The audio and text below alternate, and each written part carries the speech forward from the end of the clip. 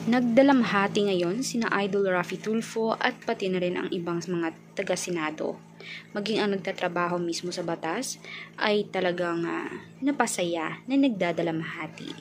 Pinagdadalamhatian naman nila ang feeling mismo ni Denise Cornejo, Cedric Lee, Simeon Raz at mismo si Ferdinand Guerrero, ang mismong pagkatalo nila na mabubulok hanggang 100 years old.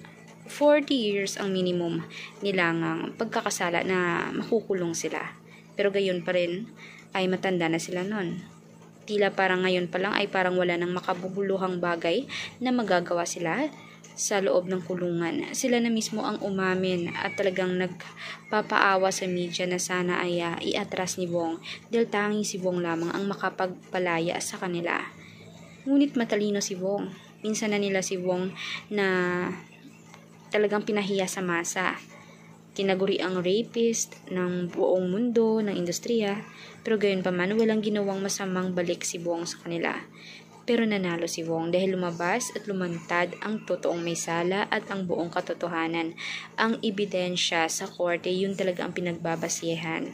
Kung ano ang lalabas na ebidensya, sino o ano man ang maituro nito, yun talaga ang totoong suspetsado dito at ang suspect ay malalaman talaga sa kahuli-hulihan. Naging matagal man ang proseso pero masaya pa rin sila dahil nagwagi si Bong. At gayon pa man maligtas na ang mga buhay nila Bong at ng mga anak niya at ng asawa niya, mga kaibigan niya ay talagang free na. Wala na silang takot pa dahil nakakulong na ang mismong mga mastermind. Kaya for more public and updates videos tungkol sa kanila, mag-subscribe na, i-like at i-share ang ating videos in public. Salamat po.